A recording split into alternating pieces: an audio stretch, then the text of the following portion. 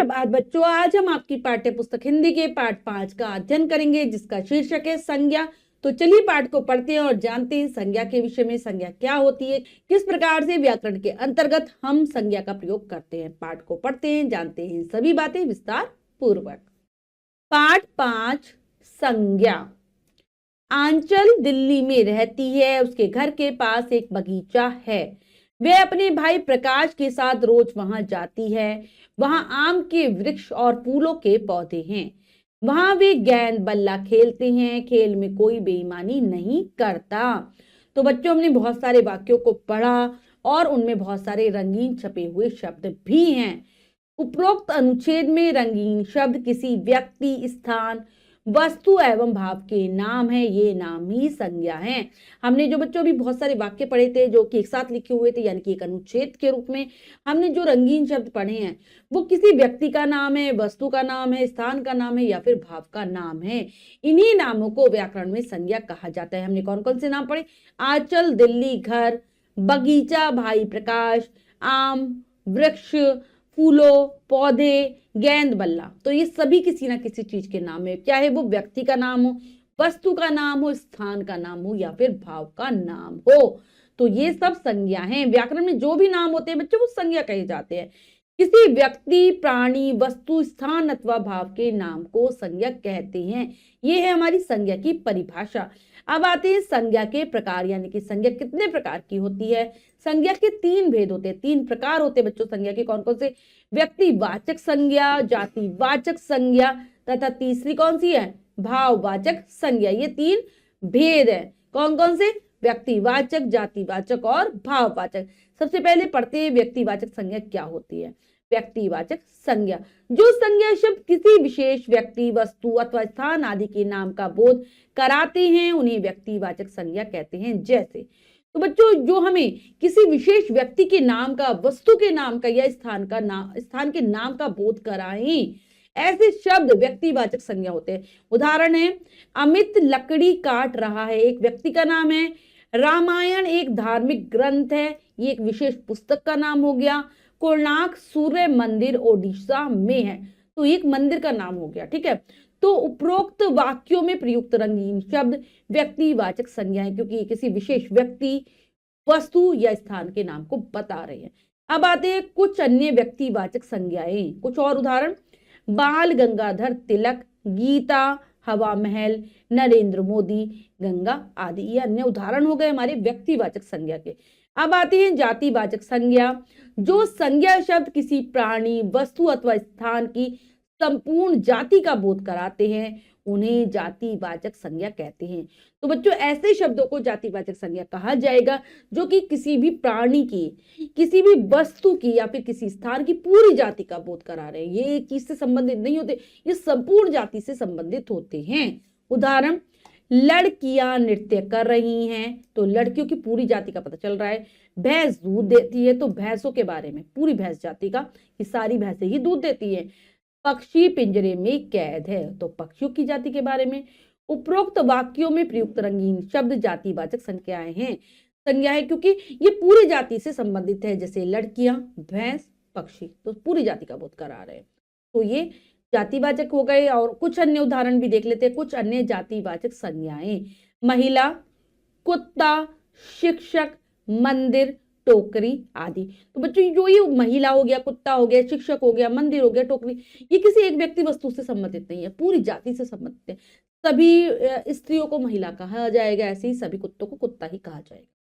तो ये पूरी जाति का बोध कराती है, इसलिए जातिवाचक संज्ञाएं। नेक्स्ट है भाववाचक संज्ञा नंबर 3, जो संज्ञा शब्द किसी प्राणी, वस्तु अथवा स्थान के गुण, दोष, अवस्था, दशा या भाव आदि का बोध कराते हैं, उन्हें भाववाचक संज्ञा कहते हैं। जैसे, तो बच्चों, ऐसे शब्दों को भाववाचक संज्ञा कहा जाता है जो किसी भी प्राणी की, वस्तु की या स्थान के गुणों को बताएं, उसके दोषों को बताएं, उसकी अवस्था, किस अवस्था में वो चीज, दोष, अवस्था, दशा को बताते हैं, दशा और भाव को बताते हैं।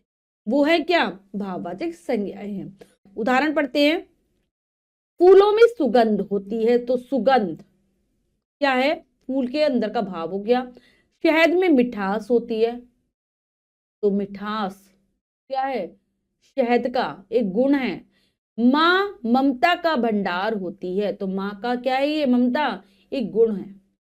तो ये है हमारी भाववाचक संज्ञा, ममता गुण है, भाव है, शहद मिठास यानी कि उसका एक गुण हो गया, फूलों का क्या हो गया, सुगंध, उसके अंदर की क्या हो गई, एक तरीके से हम कह सकते हैं गुण ही हो गया, या हम कह सकते हैं फूल का भाव हो गया ये। तो ये सारी हमारी भाववाचक संज्ञाएं हैं। उपरोक्त वाक्यों में जो प्रयुक्त रंगीन शब्द भाववाचक संज्ञाएं हैं, तो जो आए हैं रंगीन शब्द सुगंध, मिठास, ममता, ये सब भाववाचक संज्ञाएं हैं। कुछ अन्य भाववाचक संज्ञाएं पढ़ लेते हैं। हरियाली, मित्रता, वीरता, आलस्य, मोटापा आदि ये सब भी क्या है, भाववाचक संज्ञाएं हैं। अंग्रेजी व्याकरण के आधार पर कुछ विद्वान संज्ञा के दो भेद और मानते हैं। जो बच्चों हमारा अंग्रेजी का व्याकरण है ना, उसमें दो और भेद माने गए हैं, तो हिंदी में भी कुछ ऐसे विद्वान हैं जो संज्ञा के दो और भेद मान लेते हैं। कौन कौन सी? नंबर 1 समुदायवाचक संज्ञा और नंबर 2 द्रव्यवाचक संज्ञा। इनके बारे में भी जानते हैं। क्या है?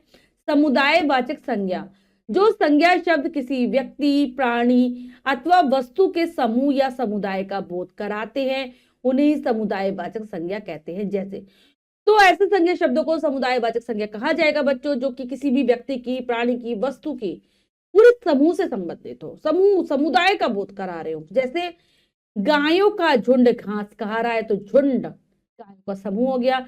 परिवार के सभी सदस्य प्रसन्न है, तो परिवार के जो सदस्य है वो प्रसन्न है, और सभी जितने भी लोग रहते हैं उनका समूह हो गया परिवार।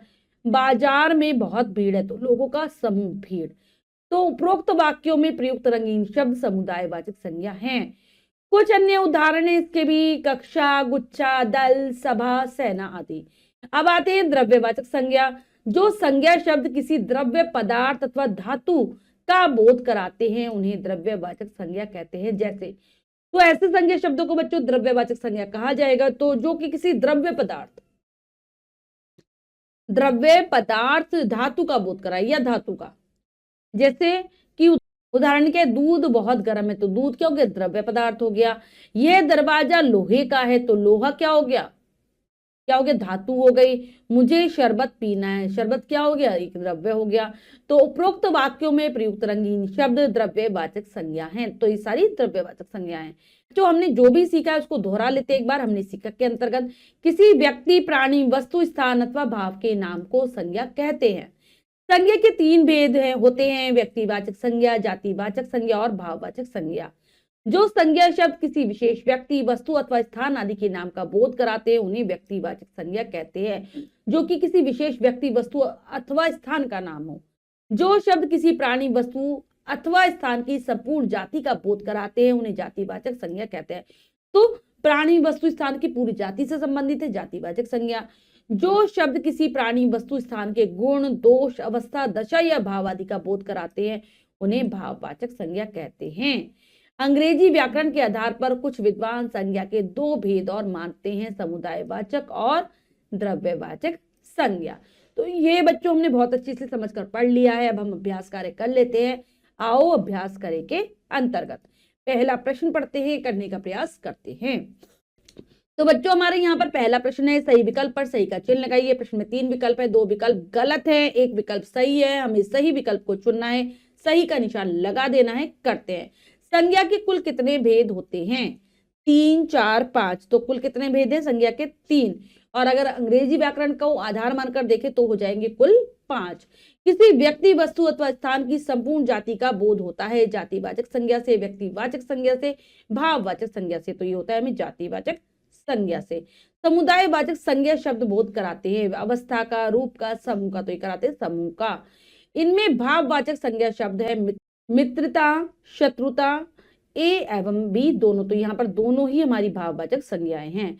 नेक्स्ट है, रिक्त स्थानों की पूर्ति कीजिए। तो बच्चों यहाँ पर कुछ वाक्य दिए गए जो कि अधूरे हैं, हमें उचित शब्दों से उन्हें पूरा करना है। तो चलिए करते हैं। क्या आ जाएगा यहाँ पर? हमें संज्ञा शब्दों को भरना है। तो पहला हो जाएगा, कक्षा में बच्चे शोर मचा रहे हैं। 500 मीटर की दौड़ में राहुल को द्वितीय पुरस्कार मिला। कोणार्क मंदिर की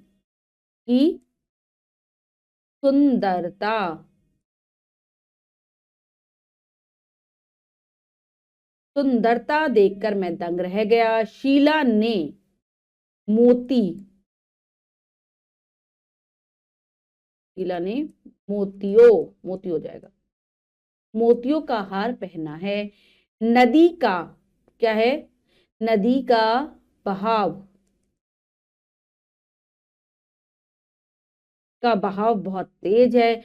यह अंगूठी हीरे, यह अंगूठी हीरे की है। तो बच्चों ये कर लिया हमने। इसके बाद हमारा अगला प्रश्न है, वाक्यों में प्रयुक्त संज्ञा शब्दों को छांटकर उचित स्थान पर लिखिए। तो जो संज्ञा शब्द आए हैं उनको उन के स्थान पर लिखना है, यानी कि जो व्यक्तिवाचक है वो व्यक्तिवाचक में आ जाएगा, जातिवाचक जातिवाचक वाले कॉलम में, और भाववाचक भाववाचक वाले कॉलम में। करते हैं।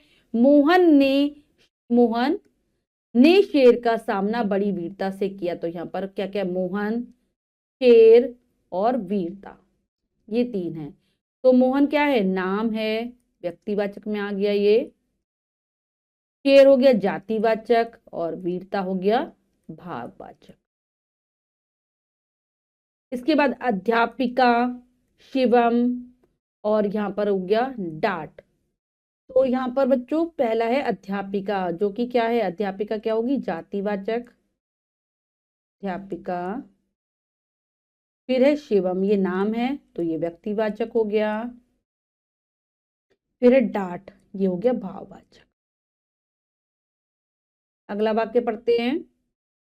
विशाल के दादाजी का स्वास्थ्य ठीक नहीं है। तो विशाल क्या है, एक नाम है, दादाजी जाति से संबंधित हो गए, और स्वास्थ्य हो गया भाव, अवस्था हो गई है ना, उनकी दशा, दशा हो गई।